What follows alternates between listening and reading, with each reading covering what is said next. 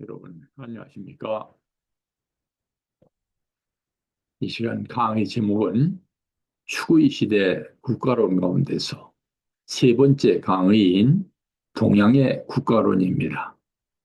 유럽을 기준으로 삼고 그의 동양을 비교해 본다면 동양이라는 것은 어떤 의미로는 픽션이라고 말했던 마루야마 마사오의 말을 이해할 수 있습니다.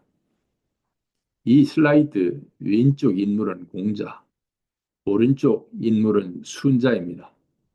학자들 가운데는 오늘날 중국에서 공자가 대우를 받는 이유는 그 제자 중에 순자가 있기 때문이라고 말하는 사람들도 있습니다.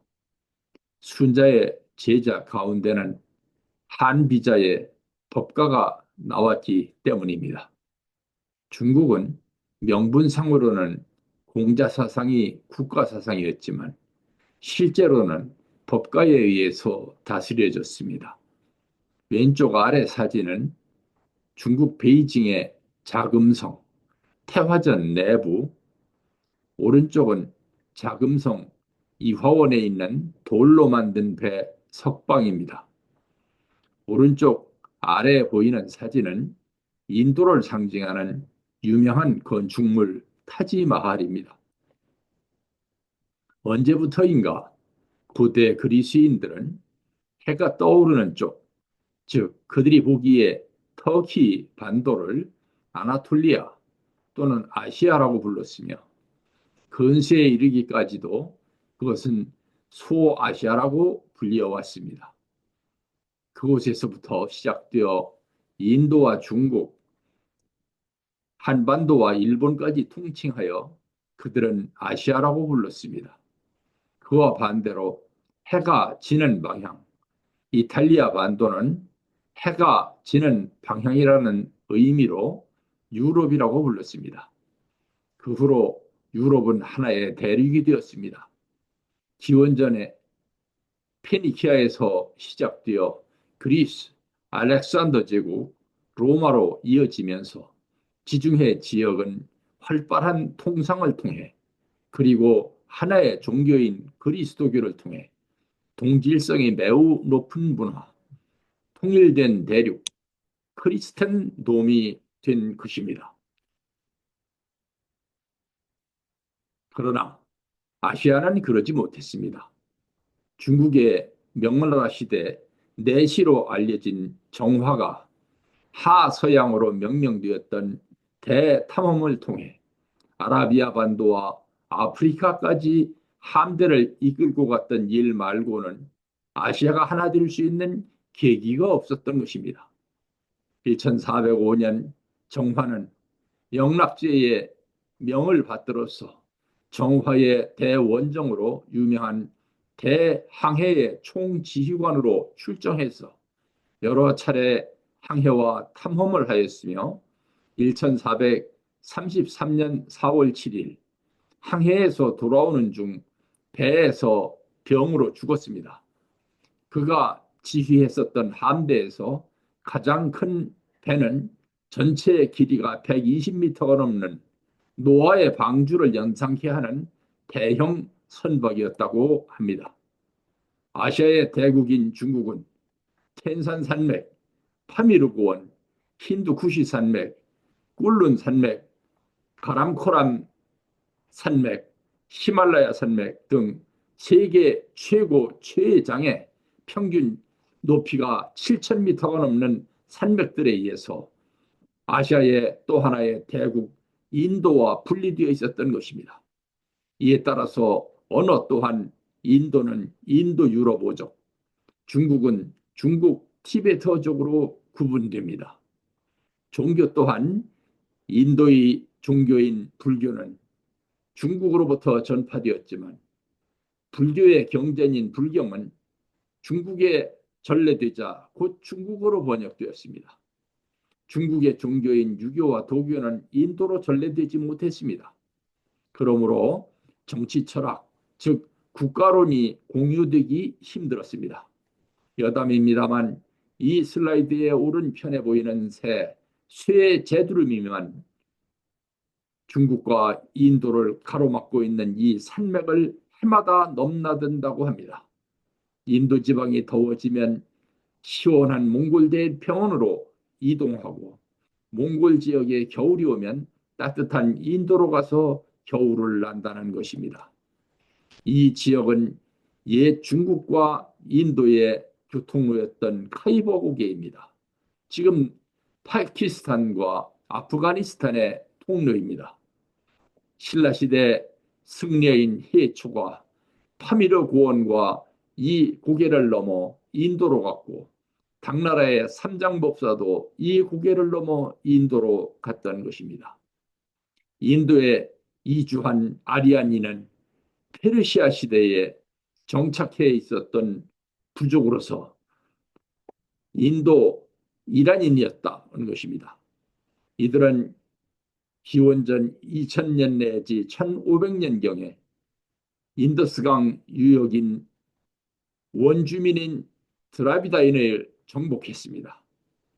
인도에 침입한 아리안인들은 처음에는 펀자브 지방에 정착했다가 서서히 겐지스강 유역을 따라서 동부로 옮겨가서 BC 800년경에는 벵갈 지역까지 이동하였으며 정복 민족으로서 캐스트의 상층부를 형성했습니다.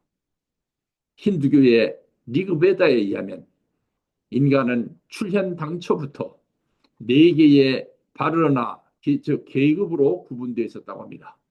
여러 신들이 푸르사 즉 원래의 신의 모습에서 나누어져서 나올 때 입에서 브라만이 나왔고 팔에서 크샤트리가 나왔으며 허벅지에서 바이샤가 나왔고 발에서 수드라가 생겨났다고 합니다.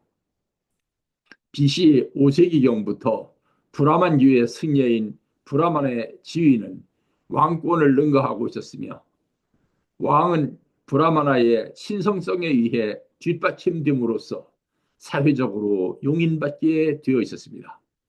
현재 브라마나의 권위는 당시보다 훨씬 더 확고해졌는데 그 이유는 석가의 열반 훨씬 뒤에 인도가 이슬람 교도들에 의해 정복당함으로써 크샤트리아의 정치 및 군사력이 괴멸되었기 때문이라고 합니다.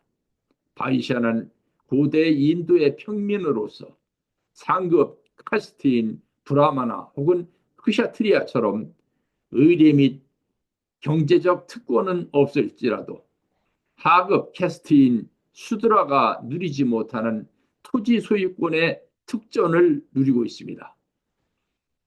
중세 이후로는 농민인 바이샤는 거의 없어졌고 대부분이 상업과 대금업에 종사하고 있습니다. 수드라에는 두 종류의 그룹이 있는데 그 하나는 격이 낮은 부정한 수드라로서 그들로부터는 브라마나 계급이 물건을 받지 않는다고 합니다. 이들의 직업은 촌락 수공업자이며 현물 급여나 임금으로 생활하는 직공들입니다.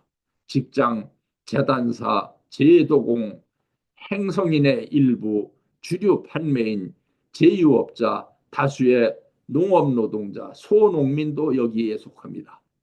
또 하나의 보다 격이 높은 사트 수드라는 농민이 그 태반을 차지하고 있으며 도시 수공업, 금, 은, 세공업, 칠기 제조업, 미장공, 목공, 비단 레이스 제조공, 이발사, 몸종, 갑옷, 상업 등의 직업에 종사합니다. 이들 4대 카스트 말고도 두 개의 카스트가 있습니다. 이들은 최하층의 부정 카스트로서 불가촉천민이라고 합니다.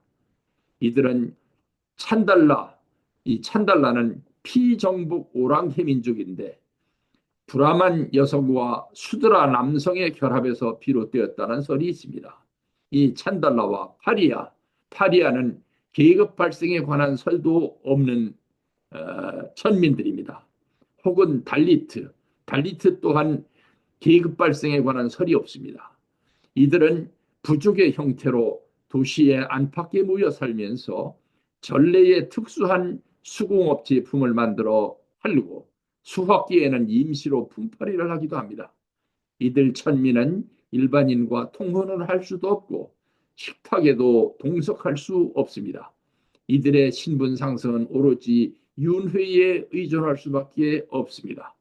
파리아 또는 달리트의 숫자는 2022년 기준으로 총 9,500만 명, 인도 전체 인구의 약 6.8%에 해당됩니다.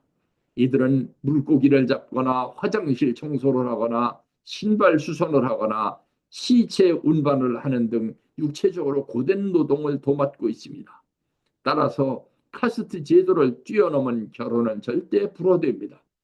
만약 이 금기를 범했을 경우에는 그 후손은 결코 수드라 이상의 카스트로 편입할 수 없습니다. 고 마하트마 간디는 인도 사회 특유의 카스트 제도의 벽을 무너뜨림으로써 국민 의식을 신장시키기 위해서 파리아 계급의 해방을 제창했다가 광신적 힌두교도의 총탄에 맞아 쓰러졌습니다. 불교 및 불교와 같은 시대에 나온 또 다른 인도 종교인 자이나교, 이슬람교 등이 평등주의를 외치고 나왔으면서도 인도에서 힌두교에게 완패당할 수밖에 없었던 것은 힌두교 사회 특유의 놀랍고도 끈질긴 동화력을 인정하지 않을 수 없는 일면을 보여줍니다. 고대 브라만교의 법전이었던 수트라를 보면 인도인들은 동성혼을 엄격하게 금하고 있었으며 여성은 결혼 후에는 시가의 법도를 따랐으나 성씨만큼은 친정 성씨를 간직했습니다. 2024년 현재 카스트는 폐지된 지 법적으로 70년이 넘었지만 여전히 인도인들의 생활과 생각을 지배하고 있습니다. 인도 국립범죄 기록국의 최신 통계에 따르면 달리트를 상대로 한 범죄는 2015년에서 2016년 1년 사이에 5.5%쯤 증가했다고 합니다. 2016년 3월에는 계급을 넘어 결혼한 부부가 괴한 3명의 공격을 받아서 사망하기도 했습니다. 2000년 전 그리스에서 에피큐로스 학파와 스토아 학파가 노예들에게도 문호를 개방했었던 것과는 너무 대조적이라고 할 수 있습니다. 이 슬라이드에서 보여드리는 그림은 모헨조다로입니다. 모헨조다로는 지금은 파키스탄의 영토인 신드주의 라르카나시에 위치해 있는 옛 인도 유적, 지금으로부터 약 4,500년 전에 건설된 고대 도시의 흔적입니다. 이곳을 방문한 탐방객은 이것이 정말 4,500년 전 도시인지 의심하지 않을 수 없게 됩니다. 정교하게 계획되고 건설된 이 도시에는 당시에 이미 공중 목욕탕과 별도로 집집마다 목욕탕과 주방이 따로 있었고, 여기서 버려지는 하수가 길가에 나란히 설치된 하수도를 따라 흘러나가게 되어 있었습니다. 그러면 이 시대의 인도에는 수준 높고 조직화된 국가 단위의 공동체가 있었다는 추측이 가능해집니다.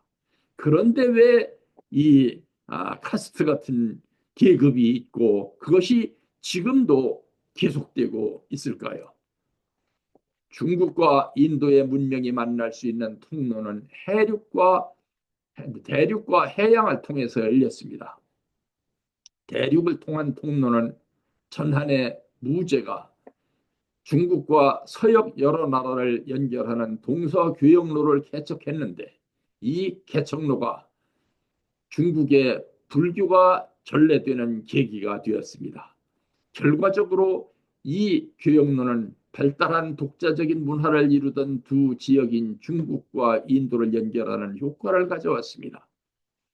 해양을 통한 통로는 BC 시대 석가가 살아있을 때 인도인들에 의해서 해양 식민지가 개척되면서부터 열린 것입니다. 이 지도는 고대 인도의 지도로서 인도의 초대 수상이었던 네루가 쓴 책 세계사 편력에 나오는 것입니다. 지금 그 옛 인도 식민지와 중국의 중간 지역은 지금도 인도 차이나라는 이름으로 불리우고 있습니다. 인도의 국제 교류는 중국보다 유럽과의 교류가 훨씬 더 활성화되어 있었습니다. 유럽의 인도산 향신료에 대한 무역 수요가 절실했기 때문입니다. 이에 따라서 인도는 동서를 잇는 문화적 교량의 역할을 담당했습니다. 인도는 수학의 나라였습니다. 인도인들은 일찍이 이런 셈법을 발견했습니다. 97 곱하기 96을 계산하려면 이렇게 100에서 97을 빼서 또 100에서 96을 빼서 나온 값인 3과 4를 더해서 나온 7을 100에서 빼서 앞부분에 놓고 3과 4를 곱해서 나온 수를 뒤에 놓으면 정확한 계산이 된다는 것입니다. 이런 계산법을 발견하려면 아마도 밥 안 먹고 가만히 앉아서 끊임없이 생각만 하다가 우연히 발견했을 것입니다. 오늘날 우리가 세계적으로 사용하는 아라비아 숫자도 인도에서 만든 것입니다. 그 중에 제일 재미있는 숫자는 0입니다. 세상에 실체적으로는 없는 숫자. 그러나 그것을 빼놓고는 고등 수학을 할 수 없는 숫자인 0의 모양을 어떻게 만들어야 할까 생각하다가 그들은 태양을 보았다고 합니다. 인류가 자연으로부터 가장 먼저 얻은 수학적 지식은 태양을 본뜬 원일 것입니다. 태양으로서 원은 남성적인 힘을 뜻하면서 영혼이나 마음, 대지를 둘러싸는 바다로서의 원은 어머니와 같은 여성적인 부러움을 뜻하기도 합니다. 특히 중심이 있는 원은 완전한 주기, 둥근 고리의 완전함, 존재하는 모든 가능성의 해결을 뜻하며 태양을 상징합니다. 따라서 중심축이 있는 바퀴 역시 태양과 같다고 여겨졌습니다. 그리고 둥근 원을 닮은 숫자 0이 있습니다. 태양과 바퀴 그리고 숫자 0은 인간의 사유와 삶에 지대한 영향을 미친 세 개의 동그라미라고 합니다. 이 같은 그들의 숫자 개념은 수학에서 그치지 않았습니다. 불교의 반야 신경에 보면 색즉 시공 공즉 시색이라는 말이 나오는데 모든 물질은 소멸되어 무가 되고 소멸된 다음 다시 무에서 다시 물질이 생겨난다는 뜻입니다. 있지만 없는 것과 같고 없지만 있는 것과 같은 숫자가 그것이 0입니다. 그들에게는 국가 혹은 법률도 있지만 없는 것과 같고 없지만 있는 것과 같은 존재일 것입니다.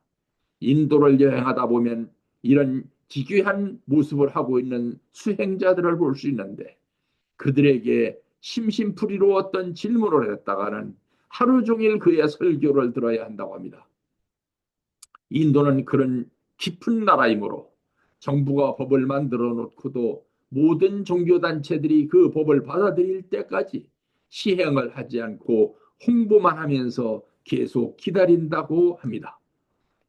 괴베 클리테페는 지구로부터 약 1만 2천 년 전 아시아의 유적입니다. 이 유적지는 해발 760m에 위치한 언덕 정상에 묻혀 있었는데 현지인이 우연히 찾아서 몰래 파 내려가다가 발견했습니다. 이후 1963년에 미국 시카고 대학교와 튀르키예의 이스탄불 대학교가 공동으로 조사를 해서 처음으로 세상에 알려졌습니다. 당시 독일 하이델베르크 대학 교수였던 고고학자 클라우스 슈미트를 단장으로 한 조사단이 1994년부터 2014년까지 18년 동안 본격적인 발굴 조사를 하였습니다. 이 유적지는 구약성서 노아의 홍수심판 고사에 나오는 것 같은 그 이름이 같은 산 아라라트산 소재지에서 매우 가까운 곳에 있기 때문에 이 산을 성산으로 신봉해왔던 기독교 국가 아르메니아는 이 유적지가 노아의 자손들이 살았었던 흔적이 아닌가 하고 흥분하고 있습니다. 중국의 정치 문화는 헤브라이즘과 비슷한 데가 있었습니다. 예를 들면 헤브라이즘에서 인류의 역사가 에덴 동산에서 시작되듯이 중국의 인류 역사는 요순 시대로부터 시작됩니다. 그러므로 미래지향적 정치 문화보다는 복고적 회귀를 지향하면 되는 정치 문화에 썼던 것입니다. 나라는 당연히 왕이 다스리는 것으로 여겨졌고 그 왕이 정치를 어떻게 해야 하는가 하는 것만 문제로 삼았던 것입니다.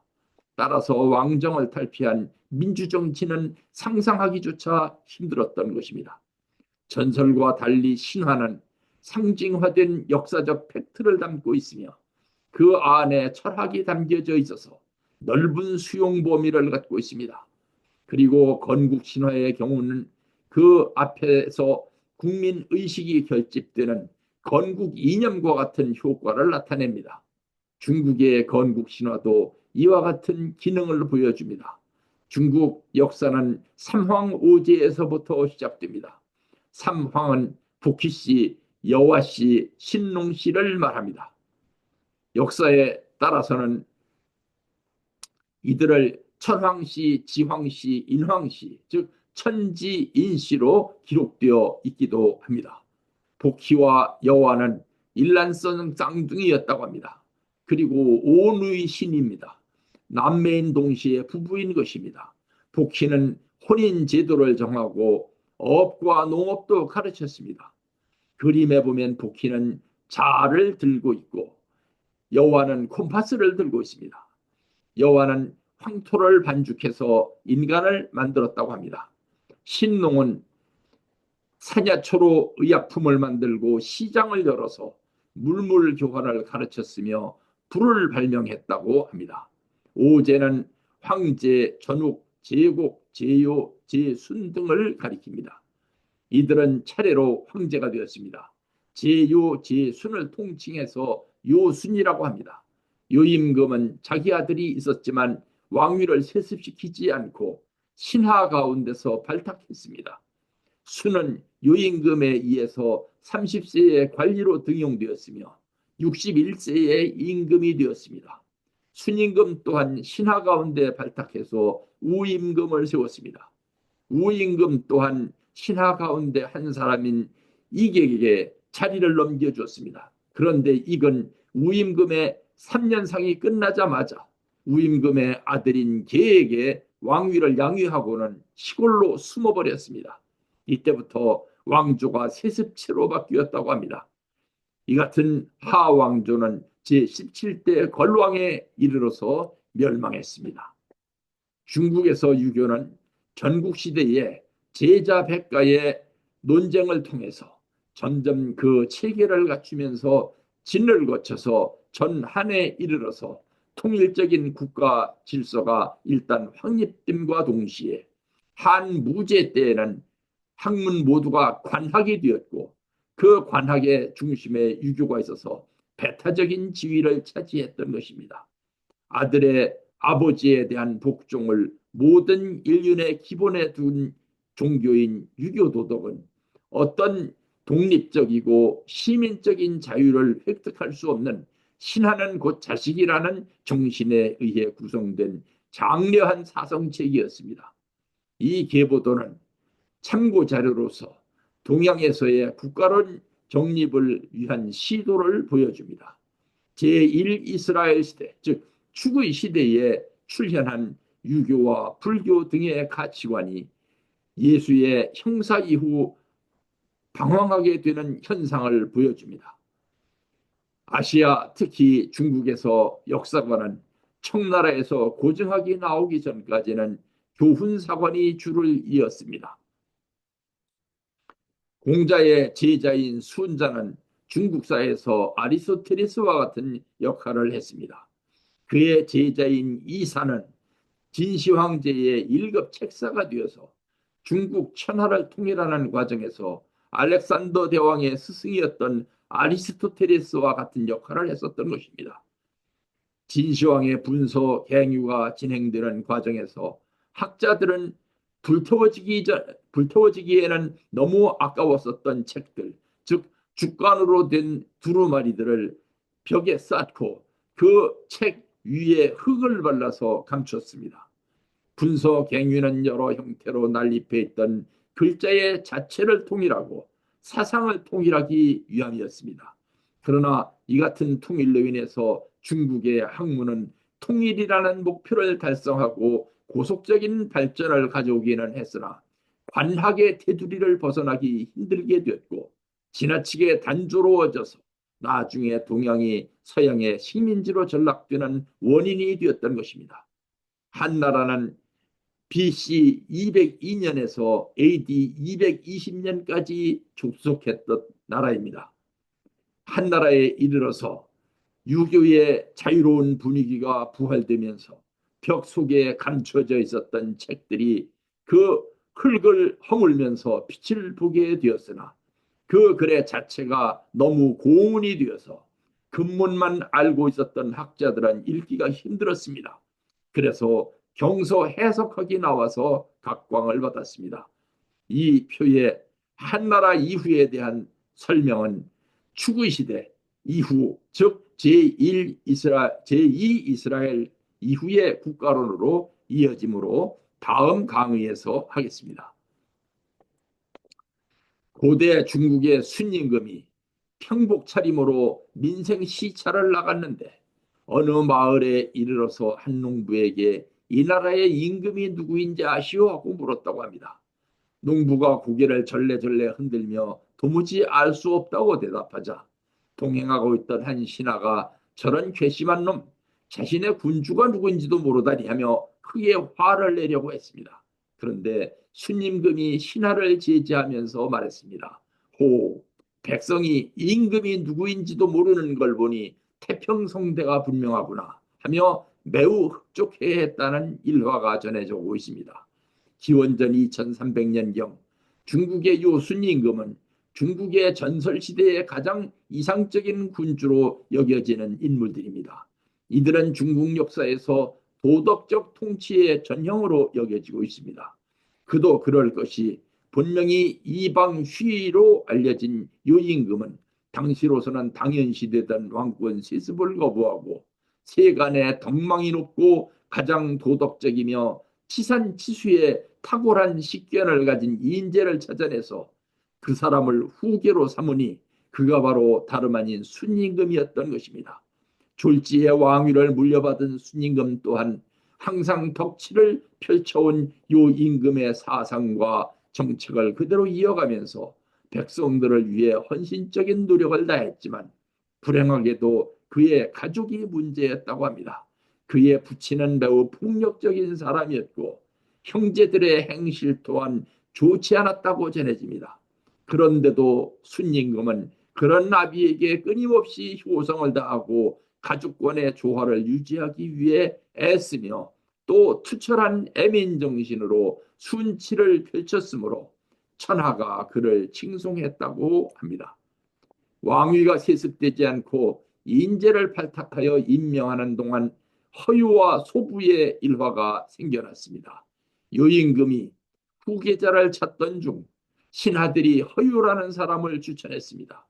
요임금이 그에게 왕위를 넘겨주려고 했더니 허유는 못 들을 말을 들었다면서 영수라는 강가에서 더러워진 귀를 씻고 기산으로 들어가 숨었다고 합니다. 이때 나귀에게 물을 먹이러 나왔던 친구 소부는 이 모습을 보고 귀를 씻은 더러운 물을 나귀에게 먹일 수 없다면서 나귀를 끌고 강 상류로 올라가서 물을 먹였다고 합니다. 허유가 죽은 뒤 유임금은 그를 기산에 묻고 그의 무덤을 기산공신이라고 했습니다.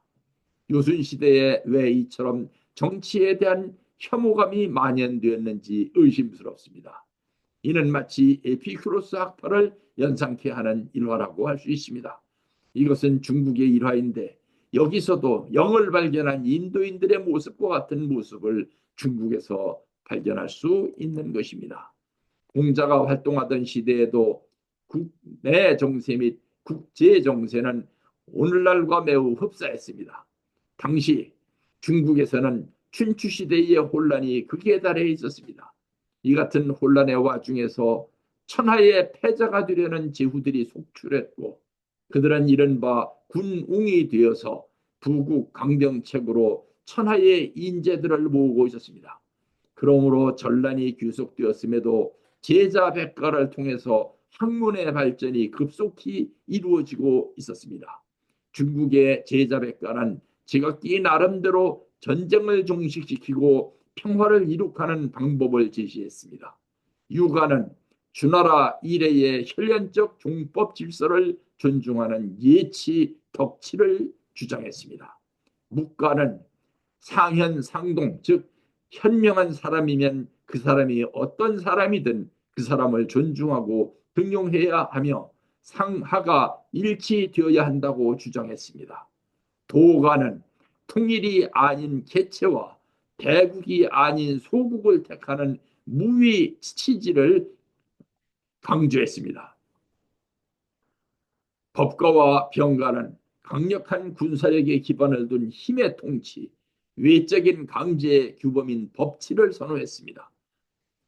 현대적으로 해석하면 유가는 국제연합, 유엔과 비슷한 물리적인 권위를 갖는 기구를 추구했고, 묵가는 종교적 권위를 갖는 통치기구를 추구했으며, 도가는 무정부주의에 가까운 구도를 주장했습니다. 법가는 무력을 바탕으로 하는 강력한 세계정부를 주장했던 것입니다. 요순시대가 지난 뒤 천하를 통일한 주나라는 BC 1046년에서 BC 256년까지 상나라를 이어서 중국에 존재했던 나라입니다. 중국 역사에서 가장 오래된 나라이며 790년간 왕조를 이어갔던 나라가 주나라였습니다. 주나라는 봉건제를 택했으므로 주나라 말기에 왕권이 쇠락하게 되자 그 아래에 있었던 제후들이 들고 일어나서 패권을 다투게 되었습니다. 이 제후들 가운데 세력이 가장 강했던 자들을 군웅이라고 합니다. 군웅 가운데 뛰어난 제후 12명을 가리켜서 춘추 12제후라고 일컬었는데, 이들 가운데 제나라, 진나라, 초나라 3개국이 송나라와 진나라를 더한 5개 국가가 되어서 군주를 자처했습니다. 이들 군주를 춘추 5패라고 불렀습니다. 공자가 태어난 노나라는 황하 상류에 있지 않고 중하류에 있었는데 춘추 12제후국 가운데 하나였으며, 패자의 반열에는 한 번도 들어간 적이 없는 중진국 수준의 나라였습니다. 제진초 3개국은 오늘날 초강대국과 같았습니다. 이들 초강대국은 지금처럼 국제 평화를 위한 해결사를 자처하고 있었습니다. 그런데 5패 가운데 하나인 송나라가 3패 중에서도 2패로 꼽히는 북쪽의 진나라와 남쪽에 있는 초나라를 설득시켜서 BC 579년에 송나라 서문 밖에서 맹약을 맺게 함으로써 강대국의 체면을 세웠습니다. 이 맹약은 앞으로 두 나라는 서로 침략을 하지 않으며 재액과 환란이 있을 때에는 피차 구조를 해주고, 양국이 있는데 그 양국에 복종하지 않는 나라가 있을 경우에는 협동해서 토벌하기로 정했던 것입니다. 이들 2개국의 화합은 2개국만의 화합이 아니었습니다. 당시 천하를 대표하는 양국이 대등한 입장에서 함께 천하의 질서를 유지하는 약속이며, 그때까지 전혀 없었던 새로운 형식의 국제 질서를 만들어냈던 것입니다. 현대 세계사에 있어서 냉전 시대의 미소 양극 체제와 비슷한 체제가 생겼던 셈입니다. BC 576년에 이 같은 맹약이 초나라의 정나라, 위나라 침공으로 인해서 깨졌습니다. 송나라는 재차 또 화평조약을 추진했습니다. BC 546년 진, 초, 송, 노, 정, 채, 진, 허, 조, 위나라 대표들이 송나라의 도읍에 다시 모여서 또다시 화평조약을 맺었습니다. 이 맹약에서 초나라가 우위를 점령했고 진나라는 크게 양보했습니다. 이로 인해서 지금의 국제연합과 비슷한 국제체제가 탄생했고, 전국시대의 와중에도 잠시나마 중원의 평화가 누려졌던 것입니다. 이는 옛 아테네에도 국제연합과 유사한 이소폴리테이아 조약과 비교되는 것입니다. 이 조약은, 이 이소폴리테이아 조약은 조약 쌍방 국가들 간에 동일한 시민권도 부여하는 조약이었습니다. BC 4세기쯤에 케오스와 에레티아 사이에 조약이 있었고, 그 다음으로 일종의 연방국가 체제인 심폴리테이아가 있었습니다. 나중에 이것이 발전되어서 연방국가의 모습으로 나아갔던 것입니다. 그러나 평화시대라고 해서 모든 나라가 다 평화세대를 누린 것은 아닙니다. 평화시대임에도 불구하고 춘추 5패 중에 들지 못하는 중진국이었던 정나라는 진나라와 초나라의 틈에 끼어서 이들 양대국으로부터 조공을 요구받으면서 그 조공을 바치기 위해서 시달리고 있었습니다. 이때 정나라에는 자산이라는 현명한 재상이 있었기 때문에 국가 체제를 정비함으로써 후세 정치의 모델이 되었습니다. 자산은 양대국에 바칠 조공을 바치려면 국가 재정의 확보가 중요하다고 판단하고 BC 538년에 구부라고 부르는 조세법을 제정해서 세수의 증대를 꾀했습니다. BC 540년에는 형법을 제정해서 이 법을 큰 솥에 새겨가지고 백성들에게 공포했는데, 이 법은 중국 최초의 성문법이 되었습니다. 이 같은 법 제정을 알게 된 진나라의 현명한 학자 숙향이 편지를 보내서 예교로서 다스리지 않고 형법을 만든 자산을 꾸짖었습니다. 그러나 자산은 지당한 말씀입니다. 그러나 지금의 세상을 구하려면 부득이하다고 여겨집니다. 라고 간단히 회답하고 계속 밀고 나갔습니다. 소국의 재상이 겪는 어려움에는 글로 표현하기 힘든 내용이 많았던 것입니다. BC 522년에 자산이 세상을 떠났을 때 공자는 눈물을 흘리면서 그의 죽음을 슬퍼했다고 전해지고 있습니다. 춘추전국 시대, 특히 시기적으로는 기원전 5세기 이후에 중국에서 생겨난 여러 선생들이 100명이 넘었습니다. 그 100명이 넘는 선생들을 가리켜서 실제 전적에 남아있는 제자백가의 사상가 숫자는 무려 200명에 육박했다고 합니다. 그 제자백가들은 저마다 국가론을 논하고 부국강병을 통해서 이상국가를 건설하는 방법을 거론했습니다. 이 시기에 왜 이러한 학자들이 많이 배출되었는지 그 배경에 대해서는 여러 가지 설이 있으나, 대체로 주나라의 종법제적 규범이 완전히 무너지고 기존의 지배층들이 대거 몰락하면서 그 몰락한 지배층들의 일파가 자기가 익힌 지식을 활용해서 교육과 후학 양성에 힘쓴 결과라고 전해지고 있습니다. 혼란스러운 시대에 어떻게 전국을 중요시킬 것인가에 대한 수많은 사상들이 쏟아져 나왔고, 그 중에서 유력한 실력 유파들을 제자백가라고 부르는 것입니다.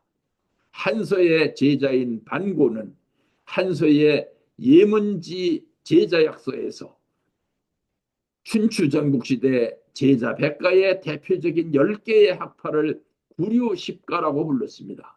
그 구류십가는 유가, 도가, 음양가, 법가, 명가, 묵가, 종횡가, 잡가, 농가, 소설가 등입니다. 이를 구분하기 좋도록 가나다 순으로 배열하면 이 슬라이드와 같이 됩니다. 농가의 대표적인 학자는 허행이었습니다. 허행은 등나라 사람이며 수십 명의 문인에게 농업 생산에 의한 자급자족의 생활을 가르쳤습니다. 농업신이기도 하고 상고의 전설적인 제왕이기도 한 신농시의 가르침이라고 하는 것을 기치로 삼아 왕을 포함한 모든 사람들이 자기 자신의 노동으로 자신의 생활을 유지할 것을 설파했습니다. 그리하여 봉건지주의 착취나 상인의 농민에 대한 이윤 추구를 배척했고 그에 저항했습니다.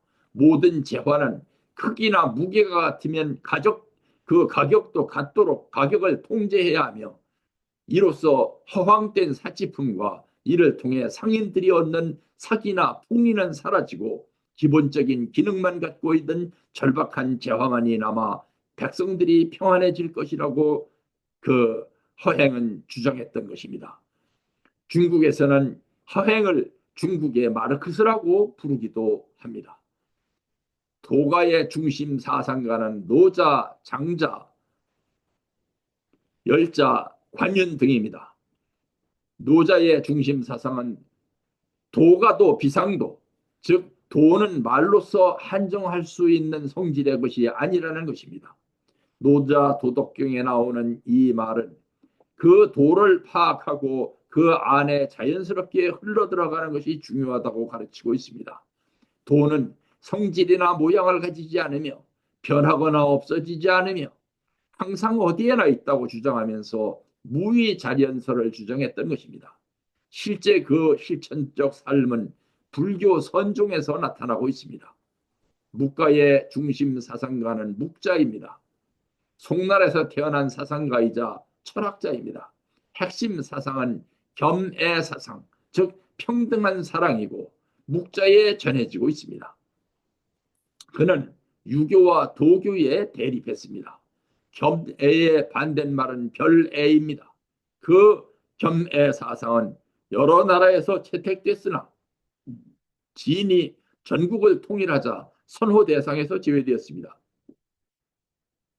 이 사상은 고아가 넘치던 시대에 공동가정제를 주장했으며 하나님을 인격 신으로 믿었습니다. 그는 방어시설에 대한 전문가였으므로 병가의 사상과 겹치는 부분도 있습니다. 중국 근대 사상가 양계초는 묵자를 작은 예수라고 평가하기도 했습니다. 법가의 중심 사상가는 이사와 한비자 등입니다. 이사는 초나라 서민 출신입니다. 한비자는 전국시대 말기 한나라의 왕족 출신입니다.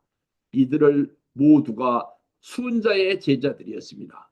법, 술, 세를 이용해서 왕권을 강화시키는 통치술을 중요시했던 이들은 통치학, 제왕학 전반에도 깊은 관심을 가졌습니다.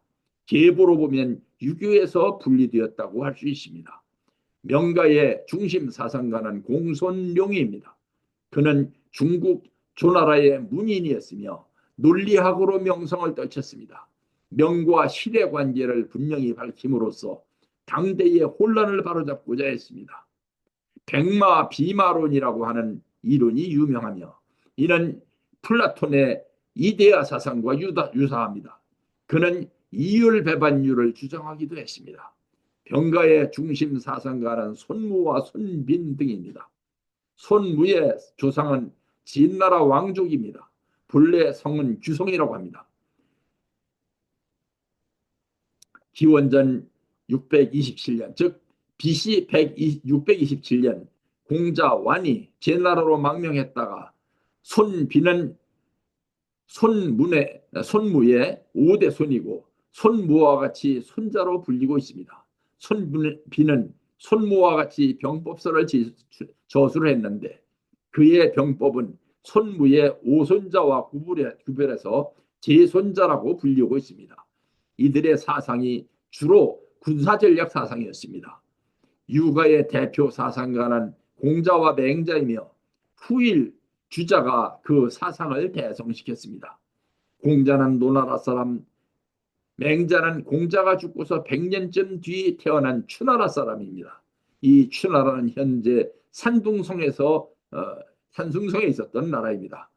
주자는 송나라, 송나라는 960년에서 1279년에 있었던 나라인데 이때 주자가 태어났었던 것입니다. 유가의 계보는 공자, 정자, 자사, 맹자로 이어집니다. 순자는 제나라에서 삼도 죄주라는 벼슬을 했다가 모함을 받고 물러나 초나라로 가서 여생을 보냈습니다. 유가의 사상은 한나라 시기에 농가, 도가, 음양가 등의 사상을 흡수 통합했습니다. 맹자의 성선설에 비해서 순자는 성악설을 주장했습니다. 그러므로 순자는 한나라에서는 정통적인 유가의 인물로 여겨졌지만 송나라 시대에 이르러서 성리학의 학풍 속에서 비난받으면서부터 그 이래로 오랫동안 육아의 이단자로 간주되어 왔었습니다. 그에 대한 재평가는 청나라 말기에서야 다시 이루어졌습니다. 음양가의 대표 사상가는 추연이었는데 그는 제나라의 사상가였습니다. 맹자보다 조금 뒤에 태어났습니다. 제나라에서 중국 제래의 오행사상과 음양이원론을 결합해서 음양오행사상을 체계화했습니다. 그의 철학으로 유명한 것은 소위 오덕종 시설입니다. 적현신주설도 있습니다. 오덕종 시설은 왕조는 그 왕조에 부여된 오행의 덕에 운행 논리에 따라서 필연적으로 흥패가 교체된다고 하는 일종의 신비적 역사 철학이었습니다. 잡가의 대표 사상가는 고자였습니다. 그의 생물에 대해서는 자료가 전혀 없습니다. 맹자의 책에 그의 학설에 관한 이야기가 나옵니다. 그의 사상은 제자백가의 사상을 통합했고 집대성하는 것을 목적으로 했습니다. 그의 사상은 학파 사상들을 절충하거나 통합 집대성하는 것입니다. 성무선학설을 그는 주장했습니다. 종횡과는 귀곡자에 의해서 세워졌습니다. 귀곡에서 은거했기 때문에 귀곡자 또는 귀곡선생이라고 불렀습니다. 그의 이름과 성씨 및 향리까지 모두 알 수 없지만 전설에 따르면 성은 왕씨고 이름은 후로 제나라 일설에는 초나라라고도 합니다. 사람이라고 전해집니다.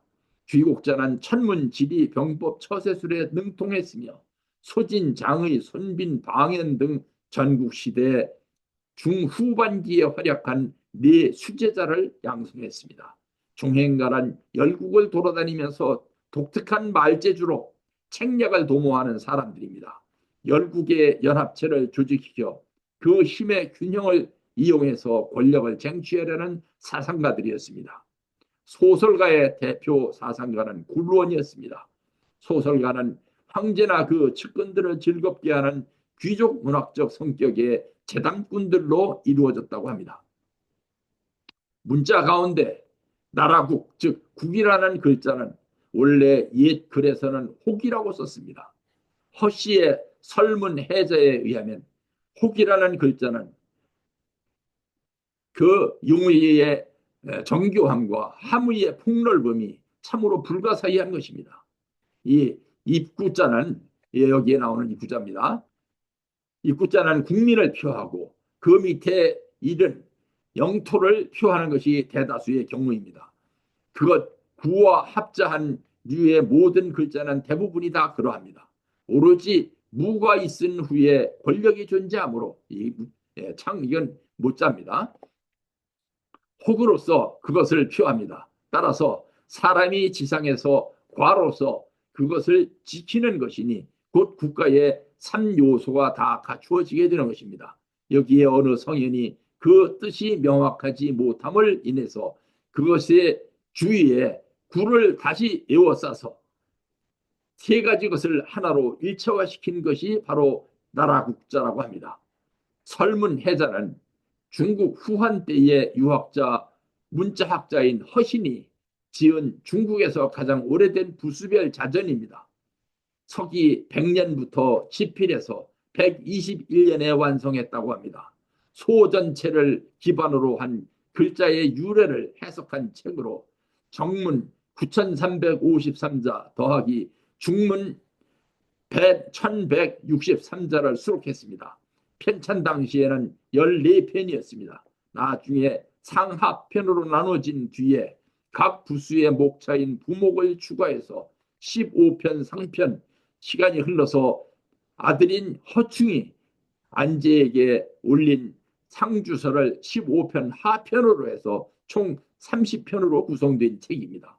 춘추전국 시대까지 천자가 다스리는 것을 천하라고 했고 봉건 제후가 다스리는 것을 국이라고 했습니다. 즉 나라국이 이것이었습니다. 제후가 거느리고 있는 가신이 다스리는 것을 가라고 하였으나 진시황 이후에는 천하가 군현제로 통합한 후에 이런 구분이 무의미하게 되었습니다. 또한 유교의 친친의 원리, 즉 어버이를 어버이로 섬기고 나서 남을 남으로 섬기는 윤리에서는 국은 가의 연장선상에 있었습니다. 말하자면 온 천하가 하나의 천하 일가였던 것입니다. 이 그림은 진시 황제 때 진행되었던 분서갱유에 대한 상상도입니다. 이 같은 반문명적 야만 행위가 있었기에 중국은 중국이라고 하는 하나의 아이덴티티를 형성할 수 있었다고 긍정적인 평가를 내리는 사람도 있습니다. 문자를 통일하고 사상을 단순화시켰기 때문이라는 것입니다.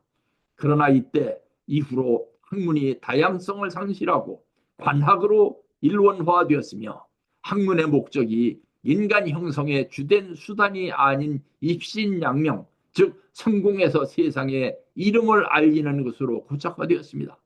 그로 인해서 학문이 단조로워지고 발전이 지체되어서 결국 동양이 서양의 식민지로 전락되는 원인이 되었다는 것입니다.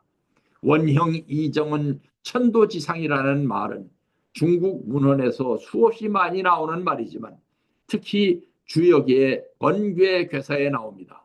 그 의미는 천도의 변화와 불변의 양면성이 늘 조화되고 있음을 강조하고 그것이 천지의 진리라고 설파한 것입니다.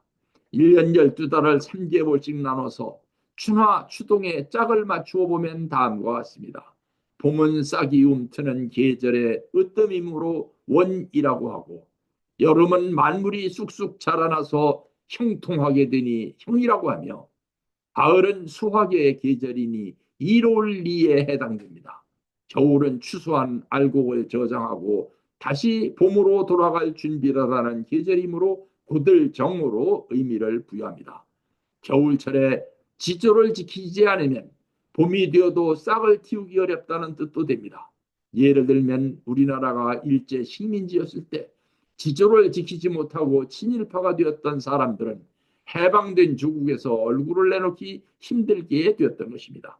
이처럼 천도의 운행은 추나 추동의 변화를 예찬하여 그러한 변화가 매년 반복하면서 지속되는 것이므로 그 불변하는 덕을 보는 것이므로 범사에 감사하라는 뜻으로 늘 상자를 붙여서 천도지상, 즉 하늘의 이치라고 찬미한 것입니다. 이것을 다시 한번 해석하면 유교에서 사람이 마땅히 갖추어야 할 네 가지 성품이라고 하는 것, 즉 인의 예지와도 연결됩니다. 원은 인이 되고 형은 예가 되고 이는 의가 되며 정은 지, 즉 지혜를 필요로 함을 뜻합니다. 일을 시작할 때는 인이 필요하고 일이 잘 될 때는 예가 필요하고 이익이 생겼을 때는 의를 생각해야 합니다. 지조를 지킬 때는 옳고 그름을 가릴 수 있는 지혜가 요구됩니다. 아무 때나 지조를 생각한다면 불의와 하나가 될 수도 있기 때문입니다. 여기서는 참부모님은 주역의 오류를 지적하고 있습니다. 역사는 그냥 돌고 도는 것이 아니고 본향을 찾아가기 위해서 돌고 돈다는 것입니다. 불교에서도 윤회는 인간이 회개하고 극락으로 갈 수 있도록 돌고 도는 것이며 언젠가는 윤회가 끝나게 되어 있다고 가르치고 있습니다. 오늘 강의에서는 일본은 빠져 있습니다. 그 이유는 추구이 시대에 일본 역사가 없기 때문입니다. 이 표는 일본 역사와 한국, 중국 역사를 시대별로 비교해 본 것입니다. 헤겔은 그의 책 역사 철학 서론에서 이렇게 말했습니다. 중국 및 몽고 제국은 신정적 전제정의 제국이다. 거기서 근절을 이루고 있는 것은 가부장제적인 상태이다. 한 사람의 아버지가 가장 높은 자리에 위치해서 사람들이 양심에 따라서 행하는 일까지도 지배하고 있다. 중국에서 이런 가부장제적 원리는 국가로까지 조직화되었다. 중국에서는 한 사람의 전제군주가 꼭대기에 앉아서 계층제의 많은 단계를 통해서 조직적인 구성을 가진 정부를 지도하고 있다. 거기에서는 종교관계나 가사 일에 이르기까지도 모두 국가의 법으로 정해져 있다. 개인은 도덕적으로 자기가 없는 것, 즉 실프레스와 같다. 이와 같은 말을 헤겔이 역사 철학 서론에서 동양의 국가론에 대해서 분석했던 것입니다. 지금까지 우리는 추구의 시대를 생각해보는 시간을 가졌습니다. 추구의 시대는 독일 철학자 칼 야스퍼스에 의해서 개념화된 용어입니다. 야스퍼스는 BC 500년쯤 시작되어서 중세가 시작될 무렵까지의 역사를 이른바 추구의 시대라고 불렀습니다. 1949년 출간된 야스퍼스의 저서 역사의 기원과 목적에 따르면 이 시기에 인도의 석가모니, 중국의 공자, 그리스의 소크라테스, 그리고 페르시아의 조로아스터가 주요 사상가들이면서도 역사에 동시적으로 등장했으며 이들은 상호 교류가 전혀 없는 가운데 비슷한 수준의 세계관에 도달했다는 것입니다. 인류는 이 시기에 세워진 정신문명의 기초 위에 지금까지 살아왔습니다. 왼쪽에 보이는 사진은 캐런 암스트롱, 영국의 비교 종교학자입니다.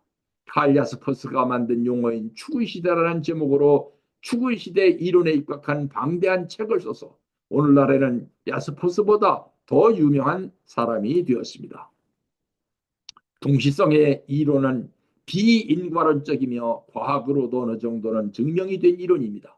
그리고 그것은 무엇보다도 우주 또는 세계가 유기체적이며 상관적이라는 사실을 간접적으로 증명해주는 논리입니다.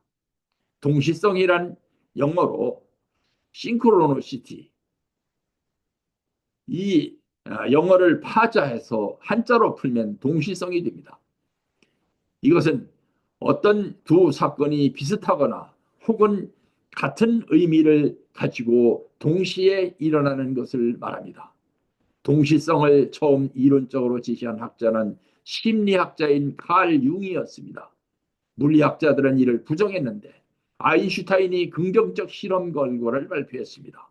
아인슈타인은 포돌스키 그리고 로젠과 함께 실험을 했는데 결과가 다르게 나왔습니다.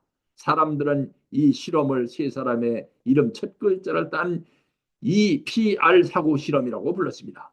이 실험은 멀리 떨어져 있는 두 공간에 있는 두 물체 간에 매개체가 없다면 상호 직접적인 영향이 없어야 하는데 멀리 떨어져 있는 두 물체 간에 매개자 없이 상호 영향을 미친다는 연구 결과가 도출되었던 것입니다. 원리 강론에 나오는 삼리적 동시성 시대에 대한 도표가 이것입니다. 역사를 분석하는 데 대단한 공로를 세운 표라고 할 수 있습니다. 그렇지만 이 표는 오늘날 고고학을 통해 드러난 역사적 사실과는 다소 차이가 나는 도표입니다. 메시아 재강림 준비 시대를 먼저 정리한 뒤에 그 내용을 기초로 해서 메시아 강림 준비 시대를 형이상학적으로 추론한 것이기 때문입니다. 그런데 이 같은 원리 강론은 지금으로부터 60년 전에 그 당시의 고고학적 발굴과 그것을 바탕으로 한 역사학 지식을 정리한 것입니다. 지금은 그 근본 뿌리는 변하지 않았지만 팩트에 대한 설명 자료는 거기서 훨씬 더 나아갔습니다. 현대가 시작되면서 고고학자들에 의해서 우리가 지난날 잘못 알고 있던 역사적 진실들이 새롭게 밝혀지고 있는 것입니다. 앞에서 설명했듯이 현대 정신문명은 BC 8세기에서 BC 3세기에 그 기초가 건설된 것입니다. 그런데 이집트의 피라미드는 BC 2000년 내지 BC 2700년 전, 즉 추구의 시대보다 약 2000년 전, 지금으로부터 약 4700년 전에 건설된 것입니다. 인도의 모헨조다로는 지금으로부터 4500년 전에 건설된 것입니다. 이때는 정신문명만 발전되었던 시대가 아닙니다. 이때 과학자들은 지구가 둥글다는 것과 그 둘레가 46,250km라는 사실도 밝혀냈습니다. 그런데 15세기 콜럼부스가 신대륙 발견을 위해서 대항해를 떠날 때 당시의 최고학자들 가운데 일부는 지구가 평평하다고 알고 있었습니다. 그런데 1990년에 이르러서 고고학자들은 튀르키예, 지금 터키 지방에서 아라라산에서 멀지 않은 곳에서 BC 9675년, 지금으로부터 약 11,700년 전에 인류 문명의 유적지인 괴베클리테페를 발견한 것입니다. 이러한 고고학적 발견이 앞으로 더 나오지 않으리란 보장이 없습니다. 그렇다면 추론에 의해서 이 슬라이드와 같은 그림을 그릴 수 있을 것입니다. 추구의 시대보다 2000년 앞선 시대에 피라미드가 있었고 그보다 7000년이나 앞선 시대, 지금으로부터 11,700년 전에 괴베 클리테페가 있었습니다. 괴베 클리테페 시대의 문명이 어떤 천재지변으로 인해 붕괴되어 문명의 야만 시대가 계속되다가 피라미드 시대가 왔고, 이 또한 어떤 천재지변에 의해 붕괴되고 추구 시대가 왔는데, 이 또한 어떤 이유로 붕괴되어 인류는 지구가 평평하다고 믿으면서 살고 있다가 현대를 맞이한 것입니다. 칼 마르크스의 유물사관은 앞에서 설명했던 추구의 시대를 고대 노예제 사회라고 설명했습니다. 그리고 사람들은 당시에 노예제를 생각하면서 지금으로부터 160년 전 미국의 흑인 노예와 동일시했습니다. 그런 생각은 전혀 틀린 생각입니다. 당시 노예들은 지금으로부터 160년 전 흑인 노예보다도 훨씬 자유로웠고, 돈을 많이 모아서 큰 부자가 된 노예도 있었으며 철학자로 대우받았던 노예도 있었습니다. 오늘날 국가로는 이와 같은 새로운 고고학적 발견과 그를 참고한 역사학적 이론 위에 새롭게 정립되어야 하는 것입니다. 참 부원께서는 다음과 같이 말씀하셨습니다. 지금부터 준비하지 않으면 분명히 낙오자가 될 것이기 때문입니다. 7,000m가 넘는 히말라야 산맥을 넘나들며 월동을 하는 제 두루미의 용기와 기계를 우리도 배워야 할 것입니다. 회원 여러분은 우주의 공법과 원리에 입각해서 가정을 천도에 맞게 온전히 하고 사회와 나라를 바로 세우는 일에 특별한 사명감을 갖고 나아가야 한다고 봅니다. 이 말씀은 평화경 983쪽에 나오는 말씀입니다. 다음 강의는 추구의 시대 이후의 국가론의 발전에 대한 강의로 이어질 것입니다. 수고하셨습니다. 대단히 감사합니다.